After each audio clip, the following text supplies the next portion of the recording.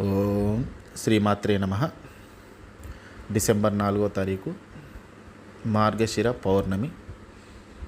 అత్యంత అద్భుతమైనటువంటి రోజు.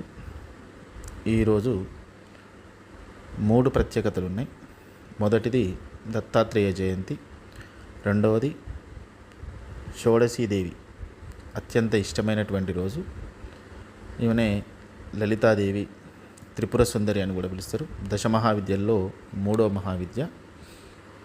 4వది అన్నపూర్ణాదేవి. అన్నపూర్ణాదేవి యొక్క పుట్టినరోజు, జన్మదినం.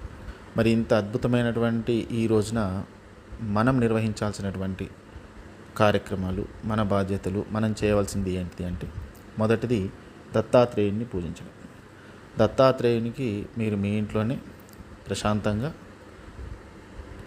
షోడశోపచార పూజ చేసుకోండి. షోడశోపచార పూజ చేసుకోవడం వల్ల వచ్చినటువంటి ఫలితం ఏముంటుంది దత్తాత్రేయునికి అంటే, మీరు ఏదైనా ఒక కార్యాన్ని నిర్వహించాలి అనుకున్నప్పుడు, ఏదైనా ఒక పనిని చేయాలి అనుకున్నప్పుడు, అది చేయడం వల్ల మీకు లాభం అవుతుందా, నష్టం అవుతుందా, చేయాలన్నా వద్దా అనేటటువంటి ఆలోచన మీ మనసుకు తడుతుంది. లేదా ఎవరి ద్వారానైనా కానీ ఈ పని చేయాలన్నా వద్దా అనే విషయం మీద ఒక క్లారిటీ వస్తుంది. రెండవది త్రిపుర సుందరి. మనం ఎప్పుడైతే ప్రశాంతమైనటువంటి జీవితం గడపాలి అనుకున్నప్పుడు మాత్రమే త్రిపుర సుందరికి మనం పూజ చేయాలి అనేటటువంటి విషయం మీకు ఎవరి ద్వారానో ఒకరి ద్వారా తెలుస్తుంది.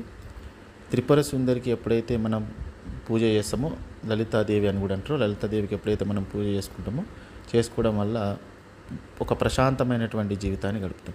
ఎవరైతే మానసికంగా ప్రశాంతంగా లేక ఎన్ని డబ్బులున్నా ఏమున్నా కానీ ఎప్పటికీ చికాకు చింతలతోని గడుపుతూ ఉంటారో, అటువంటి వారు ఈ త్రిపుర సుందరిని, దశమహావిద్యల్లో 3వ విద్య అయినటువంటి త్రిపుర సుందరిని ఈరోజు ఆరాధించడం వలన, మరి ఎలా ఆరాధించాలి అంటే, లలిత సహస్రనామాలు వస్తే చదవండి, లేదు అనుకుంటే వినండి.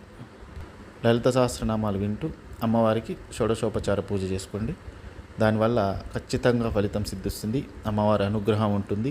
అమ్మవారి అనుగ్రహంతో అందరూ ప్రశాంతంగా, అంటే మానసికంగా ఎటువంటి టెన్షన్ లేకుండా ప్రశాంతంగా ఉండగలుగుతారు.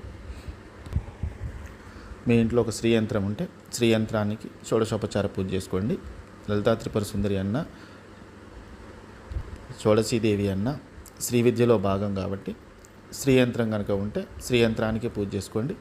పూజ చేసుకున్న తర్వాత వచ్చినటువంటి పూజా ద్రవ్యం ఏదైతుందో మీ కుటుంబ సభ్యులందరూ కూడా స్వీకరించండి. 3వది అన్నపూర్ణాదేవి. అన్నపూర్ణాదేవికి పుట్టినరోజు ఈరోజు. సో అన్నపూర్ణాదేవి పుట్టినరోజు మనం చేయాల్సింది ఏంటంటే, అమ్మవారిని మనస్ఫూర్తిగా నమస్కరించుకొని, ఎవరైతే ఆకలితో ఉంటారో వారికి మీకు తోచినంత వరకు, మీరు ఎంతమందికి భోజనాలు పెట్టగలమనుకుంటే అంతమందికి, మేము పెట్టలేమండి అనుకుంటే కనీసం ఒక్కరికన్నా మీరు అన్నప్రసాదం, అన్నం ఒక గుప్పెడి మెతుకులు దానం చేయండి. దానివల్ల ఆ అన్నపూర్ణాదేవి యొక్క అనుగ్రహం ఖచ్చితంగా మీకు ఉంటుంది. మేము ఇక్కడ పెట్టలేము అనుకునే వాళ్ళు, మీకు సమీపంలో ఉన్నటువంటి ఏదైనా ఒక దేవాలయంలో ఈ కార్యక్రమం జరుగుతూ ఉన్నప్పుడు అక్కడ మీకు తోచినంత ఎంతో కొంత అమ్మవారి మనసులో స్మరిస్తూ ఎవరికన్నా అన్నదానం చేయడం కోసం దానం చేయండి. ఎంతో కొంత మీకు తోచినంత దానం చేయండి. అక్కడ మీరు ₹1 ఇచ్చినా ఒకటే, మీరు ₹100 ఇచ్చినా ఒకటే, ₹1000 ఇచ్చినా ఒకటే. ఎంత ఇచ్చినా కానీ ప్రశాంతంగా నిర్మలమైనటువంటి మనసుతో ఇవ్వండి. మీరు అప్పు చేసి ఇవ్వమని నేను చెప్పట్లేదు. మీకున్న స్తోమతను బట్టి మీరు ఎంత ఇవ్వగలుగుతారో ప్రశాంతంగా అంత అమౌంట్ ఇవ్వండి. దానివల్ల ఖచ్చితంగా మీకు ఆ అన్నపూర్ణాదేవి యొక్క అనుగ్రహం ఉంటుంది. మన నవశక్తి దుర్గామాత మందిరంలో ఈ మార్గశిర పౌర్ణమిని పురస్కరించుకొని నవదుర్గ సహితంగా షోడశి యజ్ఞం నిర్వహించబడుతుంది. డిసెంబర్ 4వ తారీఖు పొద్దున్న 9 గంటలకు యజ్ఞం ప్రారంభమవుతుంది. 12 గంటలకు పూర్ణాహుతితో ముగుస్తుంది. 1 గంటకు, మధ్యాహ్నం 1 గంటకు అన్నప్రసాద కార్యక్రమం నిర్వహించబడును. దయచేసి భక్తులందరూ అధిక సంఖ్యలో పాల్గొని అమ్మవారి కృపకు పాత్రులు కాగలరు. జై మాతా. శ్రీమాత్రే నమః.